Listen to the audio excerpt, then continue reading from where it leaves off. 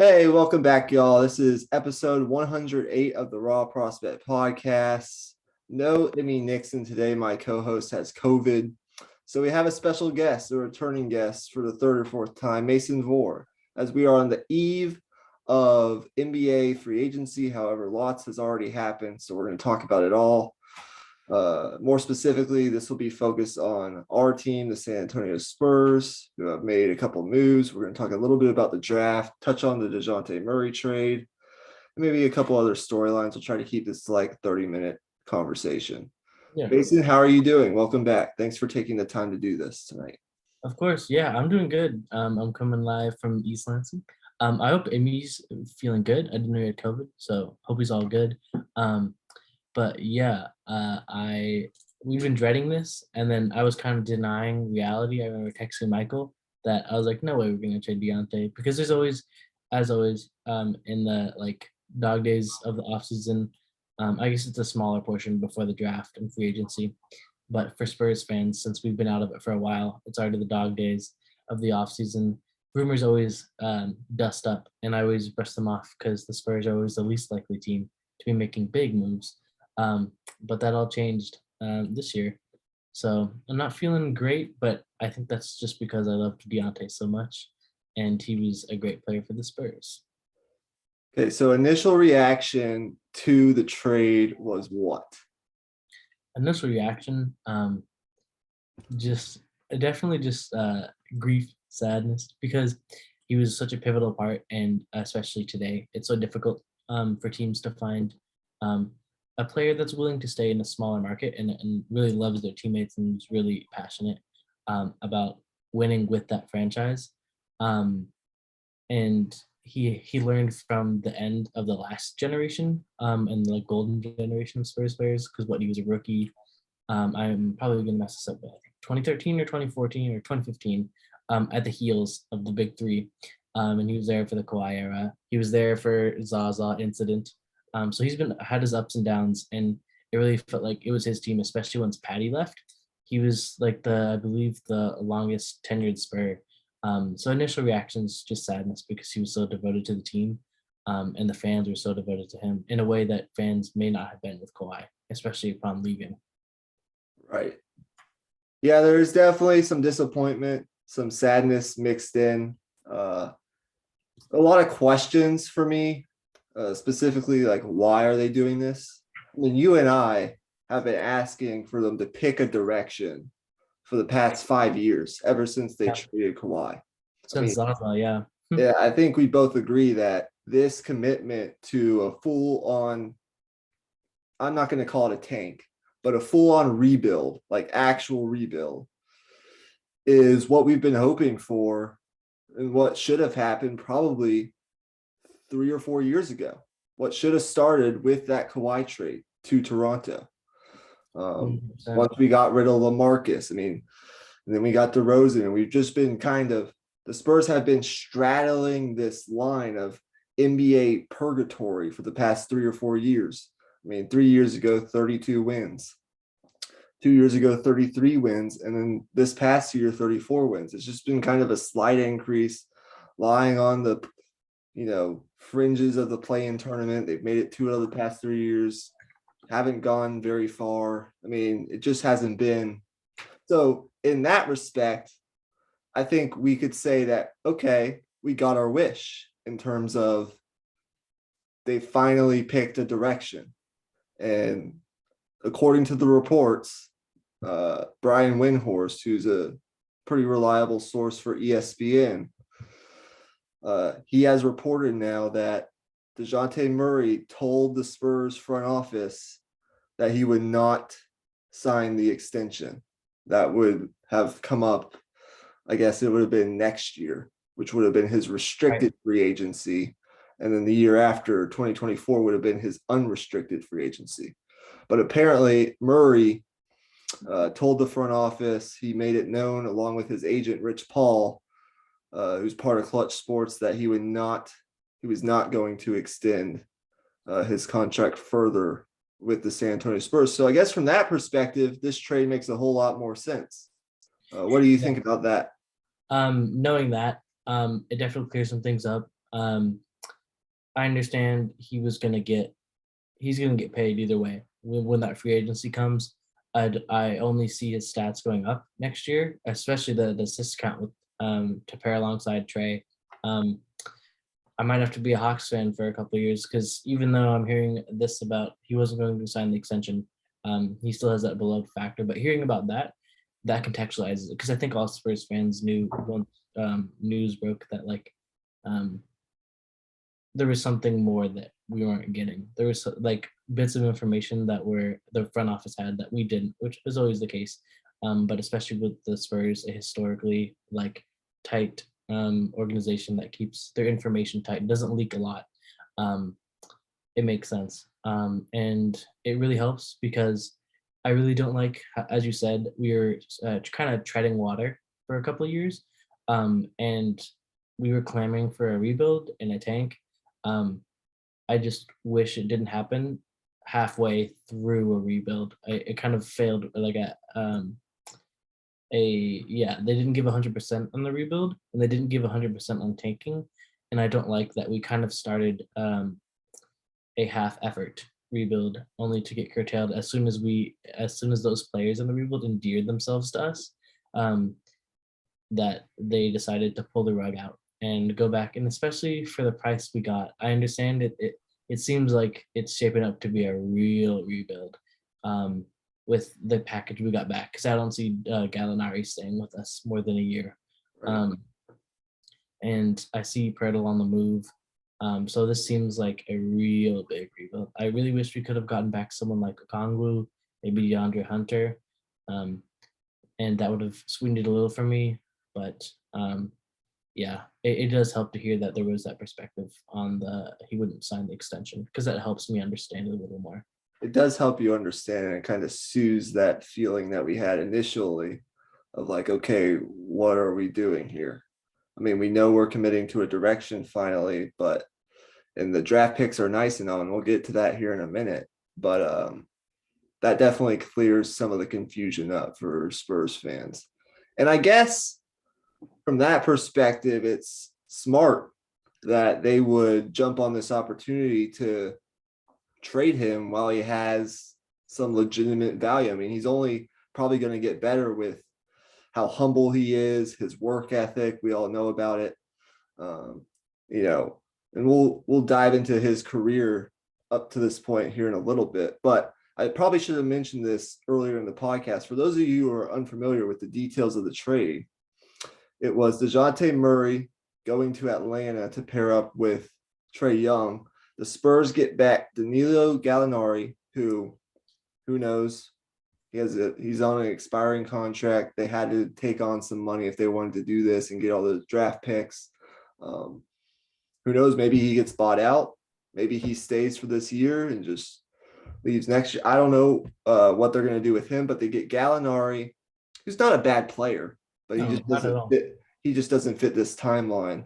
The 2023 Charlotte protected first round pick 1 through 16. Mhm. The 2025 first round pick and the 2027 first round pick, along with the 2026 first round pick swap. So they do get some draft capital. They now have, I believe, 9 first round picks in total over the next 5 or 6 years, which is exciting. They're embracing this full on tank. But let's you mentioned, the career of Dejounte Murray up to this point. Let's talk a little bit about this from a Hawks perspective, because the Hawks were a team that went to the Eastern Conference Finals 2 years ago, the year before this year. And, they've had some success, obviously, in the playoffs. I don't remember how far they went this year. But if you look at Dejounte Murray and how he could pair with Trae Young, what do you think about that pairing? I think it's perfect. I'm considering kind of having a secondary or third team and just rooting for them because easy to root for because I used to hate Trae Young.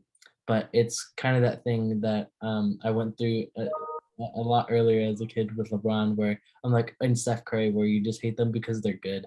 And then you realize I really respect him. And I think he's just a great player. And I really love that he can stir up a bunch of hatred with the Knicks fans. Um, but more like to speak to this point, I think Deontay is a perfect pairing. He's going to open up um, what Chris Paul kind of opened up for Devin Booker. I think it's a perfect pairing. A more pass first oriented point guard who still has a great jump shot, um, and is a triple double potential every single time he walks on the court. Pairing him with another fantastic point guard, but I assume that Trey will move into a more scoring role. That'll be interesting to see who they have as the primary ball handler, though, because I don't think Trey's going to completely remove it. But to be able to keep Collins and Okongwu and Hunter, I think they're going to be a dangerous team. And I really like what they have in the East, especially because they didn't give up some of their big men. So I think he's a good pairing. And I think it's going to be really exciting to watch. Those are always really good types of teams to watch on like NBA League Pass, or just a random entertaining, like when I want to watch a basketball game just to be entertained. It seems like they're going to be a really fun watch. Because they're a lob threat every time, and they're going to be shooting from deep a lot. So really a perfect pairing. Props to Atlanta for pulling that off without sacrificing much capital at all. Because we can talk about this later, but the picks, I mean, Atlanta's going to be fine. Atlanta's going to be good. So I really hope we transfer those picks while they have the value that they do before they start to materialize into late first round picks. And I'm assuming we'll be doing this with I mean, we can get to this later, but Danilo, he might even be traded this year because I feel like he has a lot of value for a team that's trying to go all the way this year. For sure. Just real fast from a Hawks perspective, and I do agree with a lot of the points that you made before we get back to talking about the Spurs. Mhm. You get a player in Dejounte Murray who I think pairs along well and fits well within this Hawks organization. Trae Young and Dejounte Murray are both Clutch clients. They're both represented by the same agency, Rich Paul and his group at Clutch Sports. So they're obviously friends. They're going to get along well, which is good. The whole chemistry should work out fine. But I foresee this team. I mean, Dejounte Murray, I think, is the perfect addition because I see him being the primary ball handler, and I foresee Trae Young moving into more of what you mentioned, more of an off ball, moving off screens, primary scoring role. And then you have Dejounte, who is a great defender, great on ball defender, will Right. fit into your system, will do anything that you need. Really took a step as a passer and a playmaker last season with the Spurs, sort of like what we saw with DeRozan before he left. He really took that jump in terms of like playmaking, but from a different position. That's similar to what Dejounte did. He averaged 8 assists this year. Was absolutely fantastic in making plays for his teammates. He already comes from a culture. Uh, he's hardworking. He's gotten better every year. I mean, you look at the past 3 or 4 years of his career ever since he got hurt. He did not play in the 2018-2019 season due to that ACL injury, but ever since then, coming off that injury, he averaged 11 points per game. Then the year before this past year, he averaged 16. And then this past year, he averaged 21. So he's made that steady jump every single year in pretty much every category. Last year, he was second in triple doubles. He led in total steals, and he led in steals per game. So he's good at getting in passing lanes. He's a hard-nosed guy. He's going to play defense. Really good mid-range jump shot. Still can work on that three-point shot, but it's gotten better since he came into the league, no doubt about that. And he's just fantastic, become a fantastic, I guess, guy at attacking the basket and making plays for his teammates. So that from a Hawks perspective, I think it works out perfectly. You get Dejounte Murray, an on-ball guard who can create for you. And then you move Trae Young, who can still play that position if needed, but you move him into more of a scoring role where he doesn't have to do pretty much everything for you, because that's been the knock on the Hawks the past couple of years, is that sometimes they become too Trae Young reliant. And we've certainly seen that in the playoffs. But now they have a guy who can run things and let Trae do his thing. So I think if I were grading the trade, I give it an A- for the Hawks from a Hawks perspective. I think it's fantastic. There were other teams that were in the sweepstakes too. I heard the Timberwolves had some talks with the Spurs. I don't know what that would have looked like. I would have But liked that a little better, huh? I mean, you can imagine. I mean, Dejounte Murray, Anthony Edwards, and Karl Anthony Towns. Yeah, Um, and then the Knicks, obviously, were all that also in one's the intriguing. conversation. Yeah.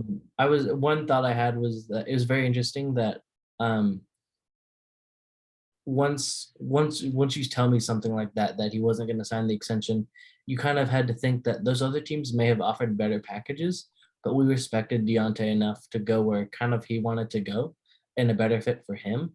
And thinking that's where once it was decided we were probably going to trade him after that, we gave him a little choice mainly because of the respect he earned. Um, and it might make sense because it seems like the Knicks could offer a better package, especially their picks will be a lot more lucrative over the next coming years because they're kind of in an interesting spot. Um, so it's very interesting that it ended up being Atlanta. And I, for one, am fine if that's the case of what happened. But yeah, definitely a good trade on their part. No ill will. I think it was a good move, and it was just interesting to see that. I mean, of course, Pop had to give it the okay, but once that was confirmed that he officially okayed it, I think that was interesting Spurs wise if we transition to that. That it really is with all the rumors that next year will be his last year coaching, that he's going to go out. I think the way that it's the right decision, but it was interesting that he didn't start this before. We'll talk about Pop in a minute because it's another interesting conversation. But it's clear that's from a Hawks perspective, but it's clear from San Antonio's perspective that they're clearly transitioning to a full-on rebuild. They've acquired all these draft assets. It all started at the trade deadline. They traded Thaddeus Young for a pick to Toronto. They traded Derek White to Boston. Cooped a couple first-round picks there. For 2 first-round picks in this past year's draft. We'll touch on that in a minute. And, that was sort of the start of this. Okay, what are we doing now? Got Josh Richardson in that trade. A couple picks that we've already, have already manifested themselves. Dejounte Murray was basically the last remnants of an all-star caliber player on this team. We've now traded him away. So now the question is, what's next? We have all these picks over the next 5-6 years. That's great. We don't know how those picks will materialize. It's possible that they could clear up to $35 million in cap space if they renounce the rights to Lonnie Walker and a couple other players. So you could have some cap flexibility there. Do you trade Jakob Poeltl now? What do you do with Keldon Johnson? Do you explore moves with him, or do you keep that? Do you still keep that young core together and try to build around those players? That's my main question now for San Antonio. The picks are fine. We'll see what those turn into. You taking on Gallinari, do you buy him out? Do you try to trade him and recruit more picks? I mean, what do you do if you're San Antonio? I think it was we received a clear indication, and especially thinking back to draft night now in retrospect, it was clear they wanted to trade him by then. That's why everyone was quite confused why we drafted those 2 guards with some of our picks. And they're lengthy, but it was very interesting because everyone was more than aware. It was almost a joke that the Spurs were drafting way too many guards and players that were under like 6'8" in general. So it's clear that they had that mindset then. But in terms of direction, I think we need to tear it down. It seems like they're trusting a lot in Primo. I think he's grown over the summer and since the end of the season and since we saw him last. So I'm more than confident in that, really. We started to see him come on at the end of the season. He had some issues with just finding his role and getting minutes in general because we had a very clogged room and locker room for the guards. And I think that we're going to transition to him. I think we need to get rid of Brittle. As much as I like him, what sucks about this is because I was against him for a year or two. Michael remembers. But he really became a defensive force. But I think if we want to really tear it down, we have to tear it down. We need to learn from our previous mistakes and we need to commit to it. And we need to let him go. we definitely need to let people like McDermott and Richardson go if we can't get them on really good contracts just to take up space. Collins, I'm fine keeping. It's really not much of a hit. Um, but I think we need to cut them off and let them join, kind of chase the ring and get on a better team for some contracts while we develop Keldon. I think I'm more than fine putting more trust in Keldon. Um, I think it does us no harm to keep him and let him develop because I think he can be a good player. I think we're all aware what people project his ceiling to be, but I think he's a very solid contributor. And I think Primo developing, very interested to see how Vassell does because I think he also can be in line. I mean, obviously, a lot of these guys will see their stats increase because just the vacuum created by Murray and Pirtle, but and especially Lonnie. So I think Primo is going to benefit from that. A bunch of our young guys are even younger guys. I need to specify because now our average age is probably like 23 now, 22, like obscenely low around our age. And yeah, so I think it's even more of a youth movement, and I think that's a net good, especially for a rebuild. See what they have, and then I think we have 2 or 3 years to see who's a long-term contributor, and then who's going to be overcome by some draft talent. And I think there's no one that's irreplaceable if we get rid of Murray and Pirtle. So it really is like put things on the wall and see what sticks. Right. If you look at what we're left with now, Lonnie Walker is likely leaving.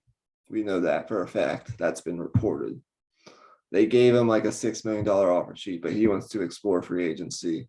It's probably best that they part ways at this time. It was just really hard for him to find that balance of playing time and what his role was going to be. He's really talented in what he could be, but I think he fit better on another team where he can get more playing time and maybe use some of his skill set better.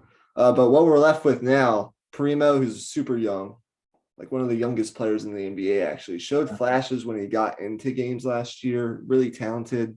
We'll see what he can develop into. I mean, we developed Murray into what he is now after, not being much of a, shooter, all that sort of stuff. I think I can be excited about Primo. I'm already very excited about what Keldon Johnson has become. Really solid 3-point shooter, guy that competes night in, night out, solid on-ball defender. I mean, I just love Keldon Johnson, the energy that he brings. Mm-hmm. Trey Jones, I think, is a solid guy to have on this team. Yeah. I would keep him around. He's young too. Langford is an interesting one. We got him in the Boston deal. I'm not sure what we'll do with him, but he's a solid 3-and-D type guy. We could keep him around for another year or two, see how he fits.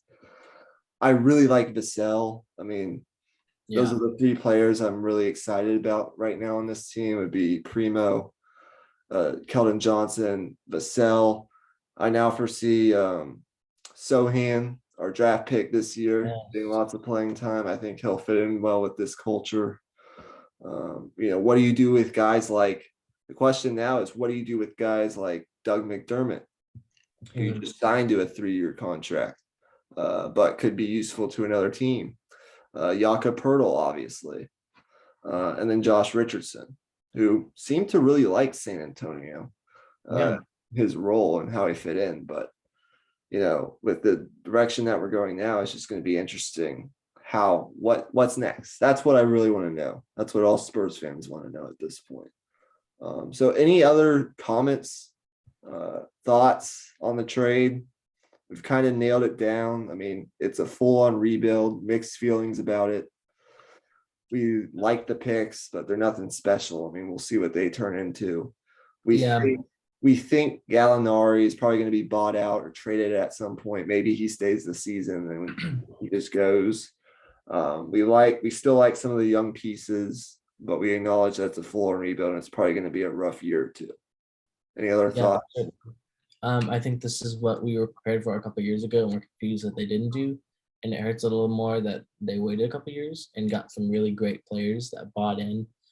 Especially, we already mentioned Dejounte, but Lonnie especially was fantastic. another player that really endeared himself to the city. And just from like looking at like social media and general opinions, a lot of players that the Spurs fans will be rooting for in the future, just like Derek. Um, but in general, it was necessary, and it hurts, but it's like a band-aid, I guess. Definitely a necessary move, though. Absolutely. So with that, I guess we can address some of the other rumors real fast. The past 24, 48 hours, we had Bradley Beal opt out of his contract with the Wizards.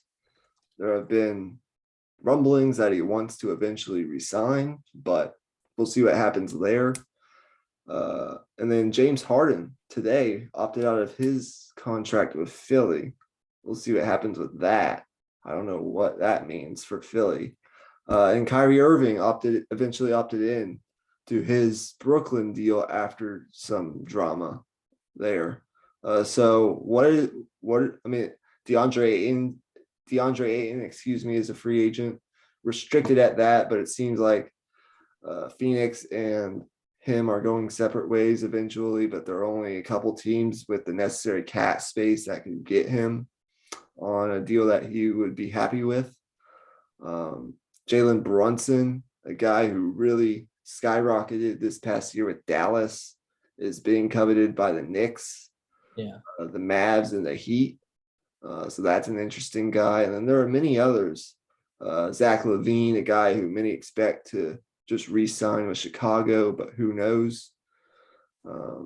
What are you keeping your eye on, I guess, in this upcoming free agency period? What is interesting to you? I think I'm largely confident that Bradley Beal will resign, especially with last time, especially when it was clear that they were going to enter into a full-blown rebuild, probably around the time they traded away John Wall. There was all those speculations that he was going to head out too. But once it became clear he's going to stay, I mean, nothing but respect for the man. He's just cashing in on huge contracts, and I see no problem with that. Respect it. And I think he might do it again. I could see him going to Miami and having a great role there. But I think he's going to resign. I think LaVine probably going to resign to the Spurs unless he receives some. Not Spurs, sorry, the Bulls. Unless he receives some crazy offer or has a huge sea change in his opinion. I would like to see. It does very much seem that Ayton is headed out of Phoenix for the best. I think for both parties. As much as I am one of the best, or I'm one of the biggest Ayton fans, it was difficult to see that fall out. It was interesting though. I would love if him or Bridges found his way to Detroit, because Detroit is looking like a very fun team to watch. With Ivy, Cunningham, Isaiah Stewart, Jalen Duren, that draft pick. Man, they had a fantastic draft. And then Sadiq Bey. If they could get Ayton or Miles Bridges, especially the MSU alum, it would be very, very fun. Very fun. I would love it. And yeah, it was interesting to see Kyrie resign. It would be very funny, and I would love it if the Nets the project kind of blew up. But I would like to see them show what they have. They haven't had a season. It'd be funny if Ben Simmons got left all alone. But I'm very interested, just for the sake of watching like good players play basketball, to see them hopefully up to full strength next year. Yeah. Apparently I need to update my Zoom. We have 7 minutes, 50 seconds left before it cuts us off, but that's okay. We should wrap this up sooner rather than later anyways. For me, I think it's pretty simple. I see LaVine resigning with Chicago, barring unforeseen circumstances. I think Ayton is parting ways with Phoenix. Before this whole Dejounte Murray trade, I could have seen the Spurs freeing up cap space and going after in the opposite direction after Ayton, but that's not going to happen. Let's see, Bradley Beal. I mean, that's the most interesting one.